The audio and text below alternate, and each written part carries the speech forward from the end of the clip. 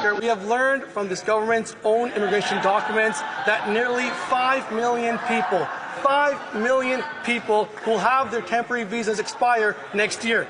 The Minister of Immigration was asked for his plan in committee yesterday, but he had no plan. Can the Prime Minister correct his minister and tell us his plan to enforce and ensure that the nearly 5 million people that leave Canada when their visas expire next year?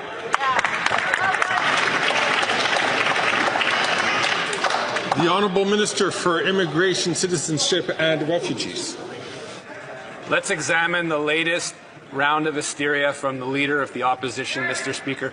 We're talking about 4.9 million documents that apply, sometimes many to one person. These are tourists. These are people, the vast majority of whom leave the country, including artists that come to this country, including Bruce Springsteen and others. Meanwhile, when people's visas expire, Mr. Speaker, they are expected to leave. If they are not, they will be removed. At the same time, the Leader of the Opposition is walking around with the member of Edmonton Millwoods promising not to deport people. The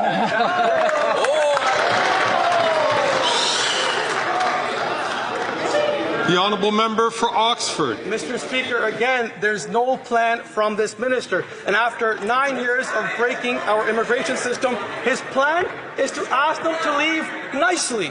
And now they're staring at 25% tariffs on all Canadian goods that will crush our Canadian workers and cripple our economy. We need a Canada First plan that fixes the immigration system and ensures that the 5 million people will leave when their visas expire next year. When will we see that plan? Good job. The Honourable Minister of Immigration, Citizenship and Refugees. Mr. Speaker, again, we see now the Conservatives' rollover first program. They're talking about people that are here that do routinely leave the country. They come in as tourists. It includes a vast array of people. He's answering an OPQ question that they posed us. We were very precise in the answers they gave it. Sometimes it's not 5 million people, Mr. Speaker. It's a number of documents attached to the same person. So let's park the hysteria. Let's talk about real things. Let's talk about the managed plan to migration that is actually doing very well in this country, according to Canadians. Hear, hear.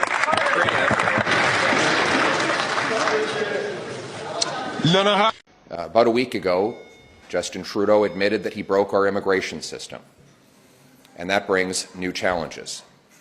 His own published documents show there are 4.9 million people here temporarily that are supposed to leave by December 31st of next year, 13 months from now.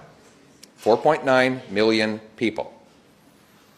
We asked what the plan was to track their departures, and yesterday his immigration minister said, we're just going to take people at their word. He admits that there have been 2 ISIS terrorists allowed into our country. What is the plan to protect our security and reinstate sovereignty over who is in our country? Thank you very much. Now in English, after 9 years of Trudeau, everything is broken. Everything is broken. Because he is a weak leader who has lost control. He has lost control of spending, which has doubled. The debt has doubled. Housing costs have doubled.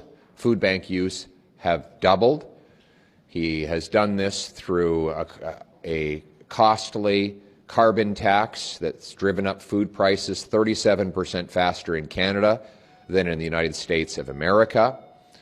We have the worst housing inflation and the worst household debt of any G7 country.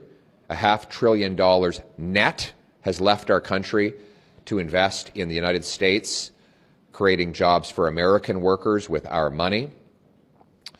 Our GDP per capita is smaller than it was 10 years ago and has dropped more since before COVID than any other G7 country, all while the American economy has boomed. Now we face new threats to our brittle and weak economy. The reality is we have a weakened economy, a weakened border, a weakened military, and a severely weakened Prime Minister. He's desperate. He's lost control, but he's trying to hold on to power. And so he's come up with a irresponsible and inflationist $6 billion tax trick that he will take away right before raising the carbon tax on heat, housing, groceries and gas in just a few months.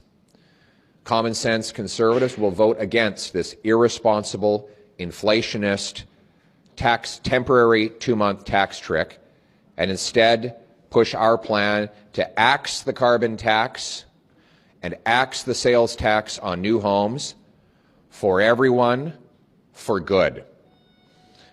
And I would add that now is the worst possible time to be blowing $6 billion trying to save Justin Trudeau's political skin, especially with the threats coming from the United States, with our border in chaos, our economy collapsing, and everything broken.